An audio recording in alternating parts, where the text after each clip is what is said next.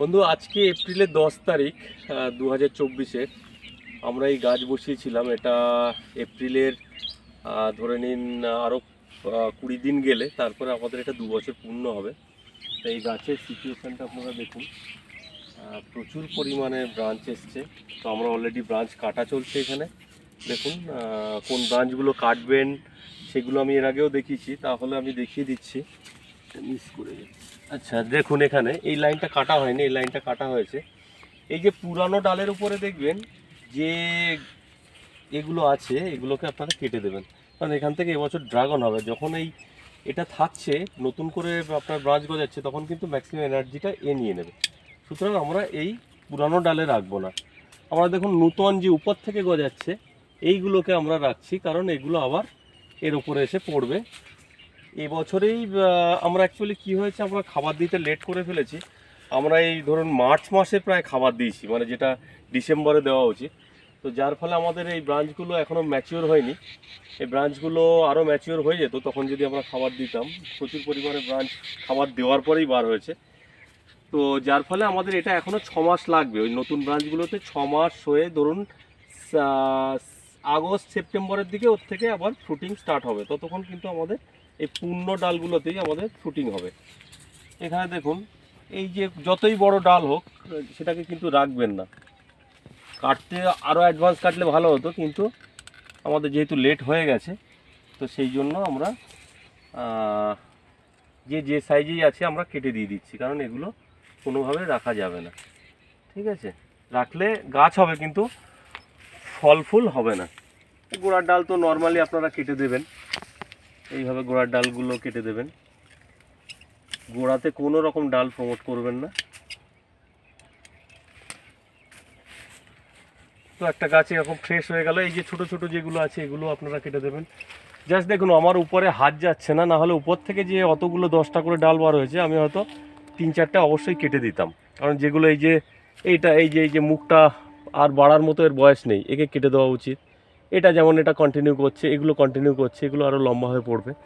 তো এইরকম কিছু কিছু ছোট ডাল হবে, সেগুলোকে আপনারা কেটে দেবেন। তো পরের ব্যাচে এখন কাটা যাচ্ছে না, পরে আবার স্পেশালি কাটতে পারলে ভালো। আমার যেহেতু এটা উঁচু, কারণ এখান থেকে অ্যাকচুয়ালি এটা তো ধান জমি।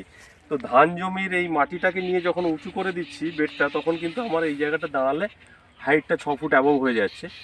তো যার ফলে এই সমস্যাটা হচ্ছে। তো আপনারা মানে 5 ফুট হাইট করলে বেটার হয়। এই পিলারটা পুঁতবেন মাটি থেকে 5 ফুট ম্যাক্সিমাম বেড করার পরে থাকে। তো এখানে দেখুন, আমরা এই খড় দিয়েছিলাম, তার সুফলটা দেখুন। মানে এই গরমের মধ্যে ব্যালেন্সটা, আমরা তো ঘাস এই যে পোড়া দিয়েছি কিছু কিছু, কিন্তু আমরা এর উপরে কিন্তু কিছুই দিইনি। দেখুন এখানে খুব দু একটা করে ঘাস বার হচ্ছে, না হলে কিন্তু এখানে ঘাস নেই। এবং ময়েশ্চার লেভেলটা প্রচুর পরিমাণে এর মধ্যে। এখনও আমরা এই গরমে ধরুন 10 দিন 15 দিন পর পর জল দিই গরমে, তাও কিন্তু দেখুন এখানে ময়েশ্চার লেভেল, এ দেখুন মাটিতে সাফিসিয়েন্ট ময়েশ্চার আছে। তো এটাও ধরে আছে, একদম রুট জোনটা পুরো ঠান্ডা থাকছে, যার ফলে কিন্তু এই গাছের গ্রোথটা এসছে। তো আপনারা এই এপ্রিল মাসে এখন দেখুন প্রখর গরম, যেহেতু এই 2-3 দিন ঠান্ডা আছে, তো আপনারা সার দেবেন, যারা দেবেন একটু সাবধানে দেবেন। কারণ সার দেওয়ার পরে জলটা দিতে হবে। তো আবার এর পরে যখন এই যে লু বইবে, তখন দেখবেন এই গাছগুলো আস্তে আস্তে হলুদ হয়ে যাচ্ছে। তো তখন বিভিন্ন ট্রিটমেন্ট আমি এর আগে ভিডিওতে বলেছি, সেগুলো আপনারা করবেন। তো তখন কিন্তু আপনারা সার দেবেন না, যখন তপ্ত একদম টেম্পারেচার 38, 39, 40 কন্টিনিউ চলছে 15 দিন, 10 দিন, 20 দিন, তখন কিন্তু আপনারা এটা দেবেন না। তারপর আপনারা দেবেন বর্ষা শুরু হলে, তারপর একবার দেবেন। জাস্ট বর্ষা শুরু হচ্ছে সেই টাইমে আপনারা দেবেন। প্রথম বৃষ্টি বর্ষার হয়ে গেল, তারপর আপনারা স্টার্ট করে দেবেন খাবার দেওয়া। আদারওয়াইজ যেটা দিয়েছেন, আর এখন যদি দেন ড্রিপের মাধ্যমে, যে জলে গোলা খাবার আছে, যে 19-19-19 ব্যালেন্স নিউট্রিয়েন্টটা দেবেন। এছাড়া যেটা দেওয়ার এর আগে বলেছি যে পিজিআর তো অ্যাপ্লাই করতে হবে, এবার ফল ফুল আসবে, তো সেক্ষেত্রে মাইক্রোনিউট্রিয়েন্ট এবং পিজিআর দেবেন, একসাথেও দিতে পারেন। সেখানে আপনারা মিরাকুলানও দিতে পারেন, বা বায়োভিটাটা দিলে ভালো হয়, ওর সাথে কিছু মাইক্রোনিউট্রিয়েন্ট আছে, প্লাস সব কিছু ওখানে আছে, জিব্রালিক অ্যাসিড আছে, আপনার সাইটোকাইনিন, এগুলো সবগুলোই আছে। তো এই দেখুন গাছের হেলথটা দেখুন, 2 বছর বয়স ধরে নিন আপনারা, এটা সাফিসিয়েন্ট। এর বেশি আর ডাল কিন্তু প্রমোট করা কখনোই উচিত নয়, কারণ এর বেশি ডাল প্রমোট করলে গাছের ভেজিটেটিভ গ্রোথ হবে, বাট ফল ফুল কিন্তু সেইভাবে পাবেন না। তো যার জন্য আপনারা পুরানো ডালে যেগুলো এরকম ব্রাঞ্চ গজাচ্ছে আপনারা নির্দ্বিধায় কিন্তু কেটে দেবেন, না হলে কিন্তু ফল ফুল কমে যাবে, প্রচুর পরিমাণে ফল ফুল কমে যাবে।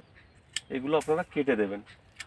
আর নতুন যে ব্রাঞ্চ উপর থেকে গজাচ্ছে সেটাকে আপনারা রেখে দেবেন। তো একটা মানে মেপে দেখা যাচ্ছে একটা গাছে 4-5টা আমরা নতুন ডাল প্রমোট করলাম। এইভাবে আস্তে আস্তে এটা 3 বছর যখন হয়ে যাবে তখন কিন্তু এই ডালগুলো আবার গাছ হিসাবে কেটে নিয়ে আপনারা গাছ করবেন, ব্যালেন্স আবার নতুন ডালগুলো আবার কন্টিনিউ করবেন। তো এই এখন আপনারা এপ্রিল মাসে যত্ন করছি, আমরা খড় দিয়েছিলাম তার সুফলটা পাচ্ছি, এবং উইডিসাইড আমরা দিইনি বেডে, এবং মানে একবার খাবার দিয়েছি তাতে করে এই গাছের অবস্থা এটা। তো এতে প্রচুর পরিমাণে মাইক্রোবস জন্মেছে এবং আমাদের খাবারটা 100% গাছ পাচ্ছে, তো তাতে করে ওয়েস্ট কিছু হচ্ছে না। তো এটা বর্ষাতে আবার নষ্ট হয়ে যাবে, তো নষ্ট হয়ে গেলে তখন আপনারা উইডিসাইড যে যেমনভাবে ইউজ করেন সেইভাবে করবেন। আমার যেহেতু 2 লাইন, যেহেতু এর প্রোডাকশানটা বেশি হবে বলে আমরা 2 লাইন করেছি, যার ফলে কিন্তু এই মিডিলে ঘাসটা পরিষ্কার করা একটা সমস্যা, সেই জন্য আমরা খড়টাকে ইউজ করছি এবং আমাদের এখানে খড়টা অ্যাভেলেবেল। তো আপনারা এপ্রিল মাসে এই যত্নগুলো করবেন। আর এখন দেখুন কোনো গাছে কিন্তু ফাঙ্গাস ডিজিজ কিছু নেই, এখন কিন্তু ফাঙ্গাস লাগে না ন্যাচারালি।